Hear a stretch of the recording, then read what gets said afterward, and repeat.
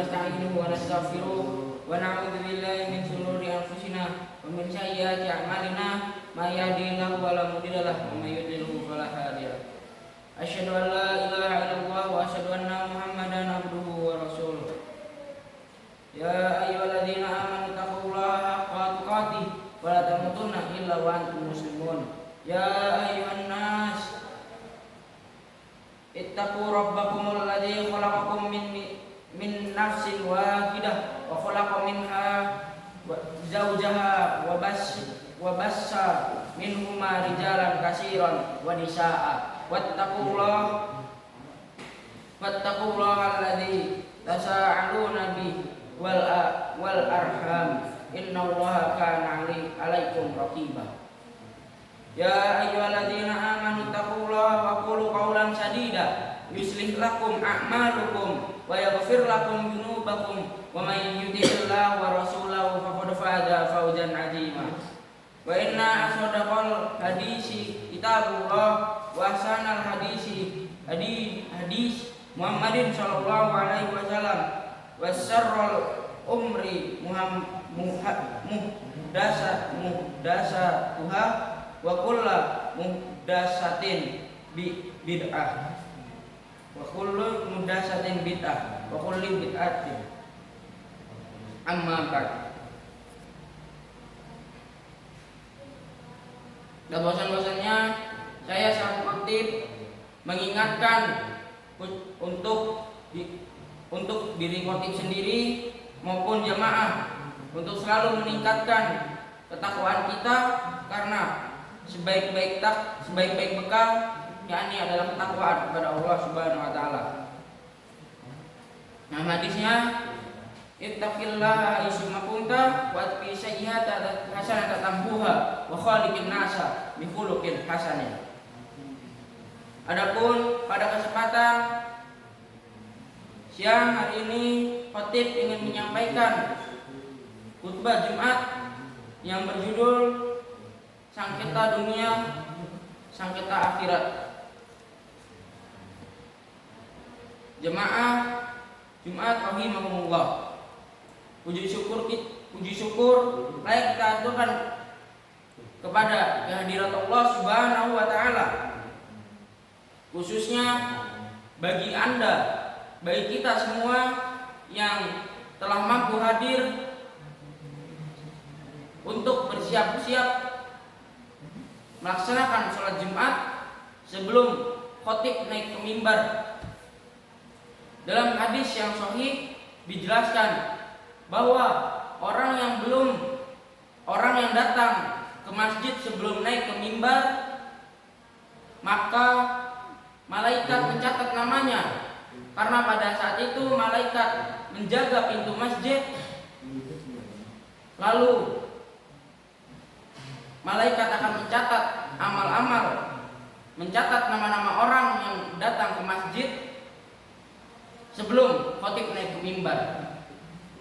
Lalu saat khotib telah naik ke mimbar, malaikat-malaikat menutup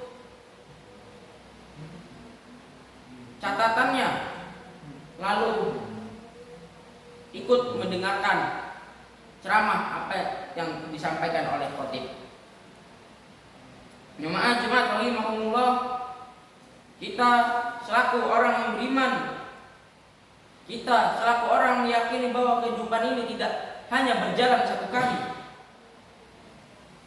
Dan bagi kita yang meyakini bahwa ada kehidupan yang kedua setelah kehidupan kita yang pertama, kehidupan yang isinya hisab atau perhitungan, tidak ada lagi amal yang bisa dilakukan, tidak ada orang lain lagi yang bisa membantu kita, hanya amal baik kita yang bisa menyampaikan, hanya amal baik kita yang bisa menyelamatkan kita, yakni kehidupan di mana kita akan bertanggung jawabkan semuanya yang telah kita tindak lakukan, termasuk juga semua sengketa yang ada di kehidupan pertama. Allah akan selesaikan di kehidupan yang kedua, sehingga apabila ada kezaliman yang dilakukan oleh seseorang pada kehidupan yang pertama, maka sesungguhnya kezaliman itu belum selesai dan Allah akan membalas kezaliman itu di kehidupan yang kedua. Allah Subhanahu wa taala telah mengingatkan kita dalam Quran surat Az-Zumar ayat 30 sampai 31. Innaka mayyitun wa innahum mayyitun summa innakum yaumal qiyamah inda rabbikum tahtasimun. Yang artinya sesungguhnya kamu akan mati dan sesungguhnya mereka akan mati pula. Kemudian sesungguhnya kamu pada akhir akhirat akan berbantah-bantah di depan Tuhanmu. Quran surat Az-Zumar ayat 30 sampai 31. Al-Hafiz Ibnu Katsir rahimahullah dalam tafsir mengatakan ayat ini meskipun teks yang menyebutkan tentang sengketa antara orang mukmin dengan orang kafir yang mereka nanti akan berdebat di hadapan Allah, namun konteksnya bisa dibawa pada semua orang yang berselisih di ketika dunia, semuanya akan diselesaikan di akhirat. Yang pada artinya semua bentuk sengketa, perselisihan, ketidakadilan, kezaliman ataupun bahkan ketidaknyamanan, semuanya akan ditegakkan keadilannya oleh Allah Subhanahu wa taala di akhirat kelak.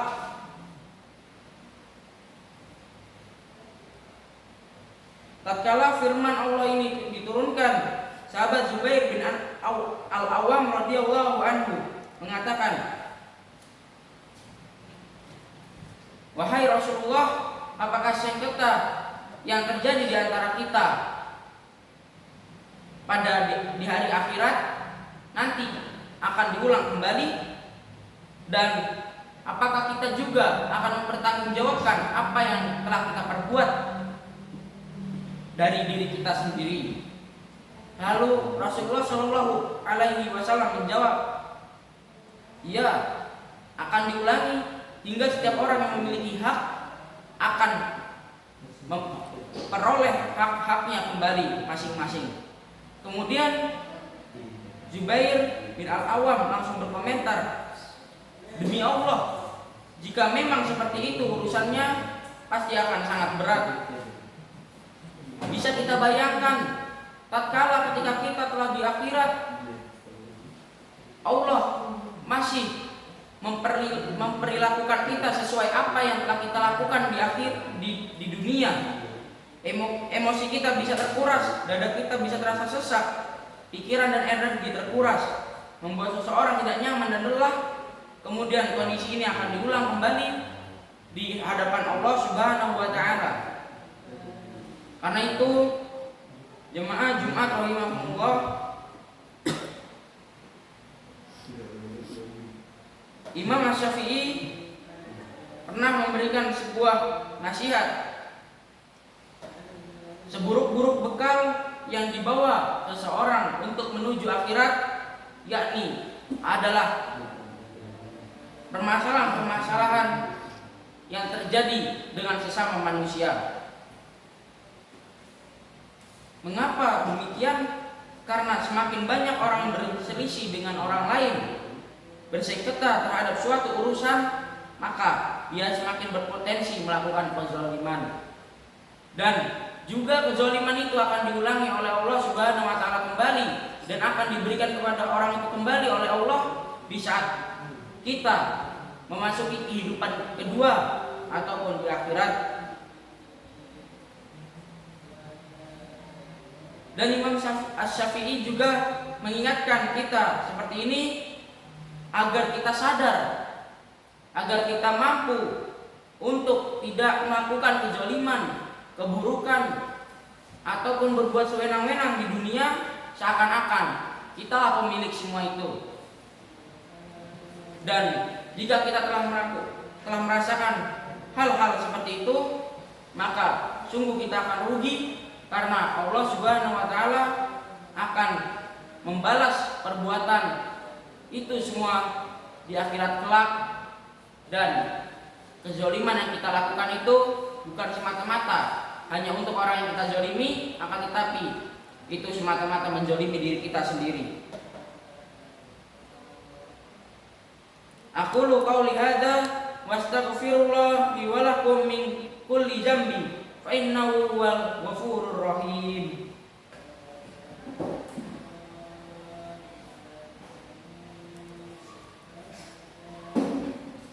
Alhamdulillah, alhamdulillah, alhamdulillah ihsan.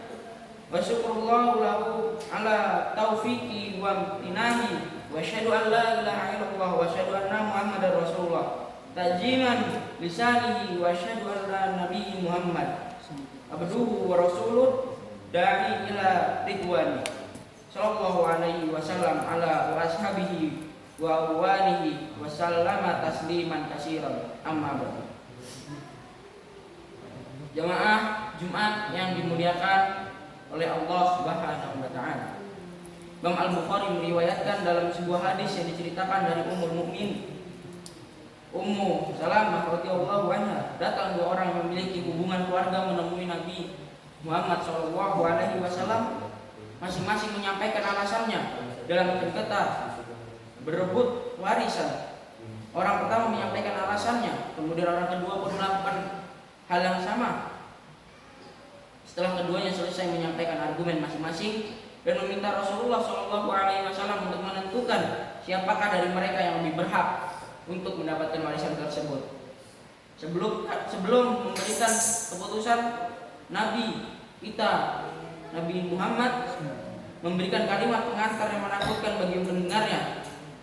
Ketika beliau berkata, sungguhnya aku hanyalah manusia biasa dan kalian mengadukan sengketa kepadaku. Bisa jadi sebagian di antara kalian lebih pandai bicara daripada yang lain, sehingga aku putuskan seperti yang kudengar.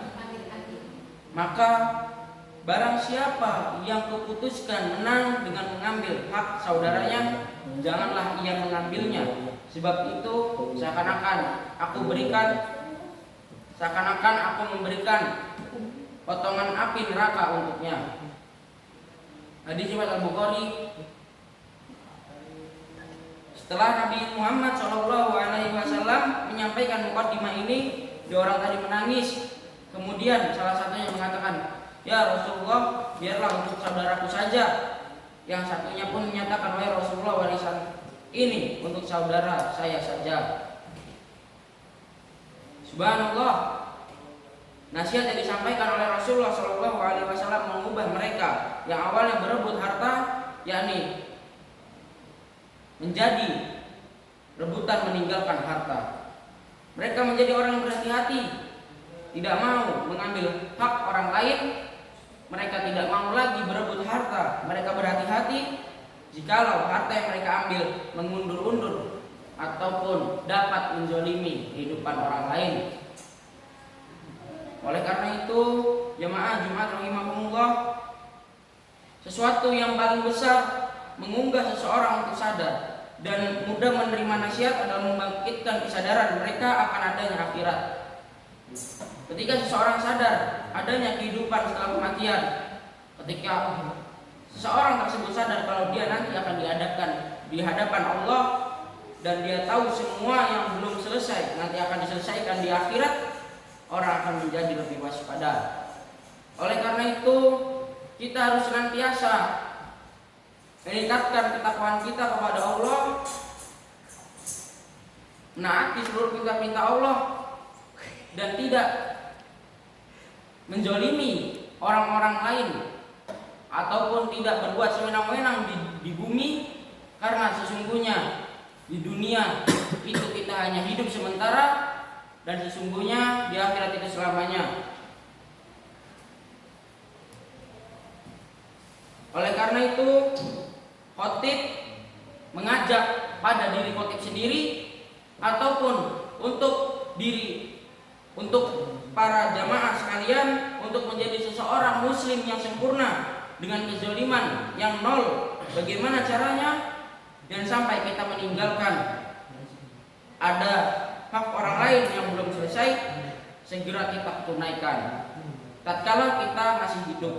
Bentuk kezaliman apapun wajib kita jauhi, bentuk kemungkaran apapun wajib kita jauhi. Dan kita harus mengembalikan hak-hak orang lain yang wajib ataupun yang seharusnya mereka pakai, yang harusnya mereka rasakan, harus kita kembalikan pada waktu yang tepat sebelum kita meninggal dunia. Karena jika ada hak seseorang yang belum selesai di dunia, maka akan kita selesaikan di akhirat berdua dengan Allah Subhanahu wa taala. Innallaha wa malaikatahu yusholluna 'alan nabi ya ayyuhalladzina amanu shollu 'alaihi wa sallimu tasliman. Wa qala sallallahu alaihi wasallam man shalla 'alaihi sholatan wahidatan sallallahu alaihi biha asran. Allahumma sholli ala sayyidina Muhammad wa ala ali sayyidina Muhammad kama shallaita ala sayyidina Ibrahim wa ala ali sayyidina Muhammad wa ala ali sayyidina Ibrahim innaka Hamidum Majid. Wa barik ala Muhammad wa ala ali Muhammad kama barakta ala Ibrahim wa ala ali Ibrahim innaka Hamidum Majid. Wardallahumma anil khulafa'ir rasyidin al-a'ammatil Mihdiyani Abi Bakr Siddiqi wa Umar Faruqi wa Usmani Zi Nurani wa Abi Hasani Ali wardallahumma anis sahabah ajma'in wa init tabi'in wa man tabi'ahum bi ihsanin illa yaumiddin wa anna ma'ahum binnika wa karamika wa ihsanika ya akramul karim. Allahumma a'izzal islami wal muslimin, Allahumma a'izzal islami wal muslimin, Allahumma a'izzal islami wal muslimin, Allahumma a'izzal islami wal muslimin wa azillas syirka wal musyrikin wa dammir a'da ad-dina rabbil alamin. Allahumma waffiq waliya amrina lima tuhibbu wa tarda wa inhu ala birri wat taqwa wa sadihu fi aqwalihi wa a'malihi ya zal jalali wal ikram.